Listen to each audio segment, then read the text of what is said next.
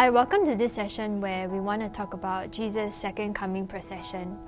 The central piece of God's eternal purpose is for Jesus to come back to fully establish his kingdom rule over the earth as he joins the heavenly and the earthly realm together. We'll talk more about this in subsequent sessions. The empire of this world will come under the authority and reign of Jesus at the last trumpet. Before we go into the details of the second coming procession, we want to talk about two paradigms that have to be brought together in order for us to understand and see the full truth of his second coming procession. So the first paradigm is what the Gentile church has, which is to worship God and to think of God in the supernatural conditions of heaven. And we tend to emphasize Jesus' deity as the Son of God. While the second paradigm, which is the Jewish paradigm, thinks of reigning with the Messianic king as a man in the natural condition of the earth, and they emphasize the Messiah's humanity as the Son of David. If we only see and understand the Bible from one paradigm, many scriptures may not make sense to us, and we will either spiritualize it or ignore certain portions of the Bible. And so in order to see the full truth, we need the spiritual condition and the natural condition in order to fully understand and comprehend. So when and how will the second coming of Jesus occur? Many assume that Jesus will appear simultaneously to everyone on the earth, and instantaneously he would accomplish all of the events surrounding his second coming.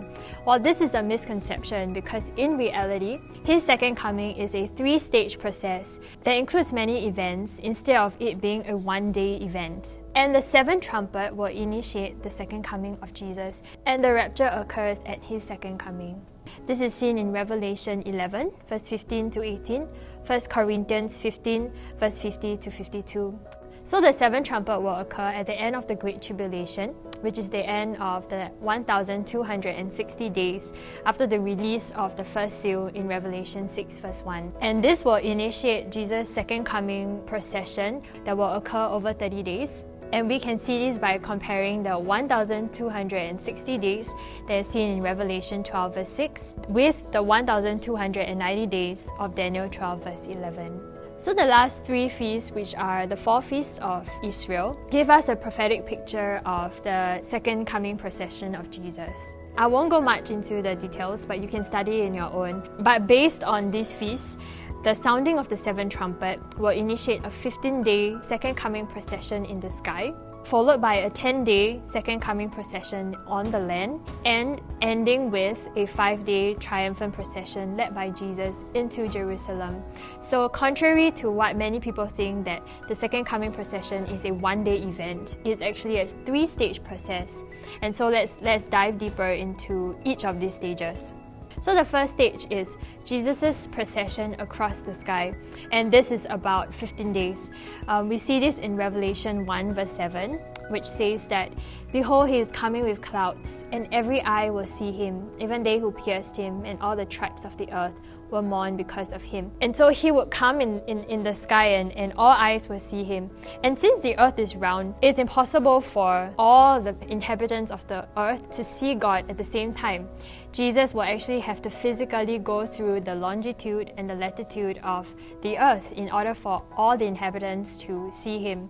God will not suddenly flatten the earth, neither will he be seen through TV screens, but people would see him with our own physical eyes, and there will be no shadow of doubt that he has returned. And in Acts 1 verse 11, it actually says that this same Jesus who was taken up from you into heaven will also come in like manner as you saw him go into heaven. And so he would be seen by every person on the earth in the sky. This requires a global procession over every inhabited place. And in order for Jesus to be recognizable or to be seen by everyone, he would come close enough to be seen and slow enough for each unbeliever to interpret what they see. It will be convincing enough for unbelievers even to mourn when they see him. It will be both glorious for the saints and terrifying for unbelievers, because when he comes, as we mentioned in previous sessions, is that he's going to come with the fullness of God's glory, This is in Matthew 16 verse 27.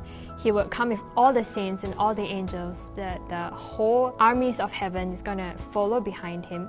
And he would travel on clouds across the whole earth for all to see. And we cannot imagine how awesome it is.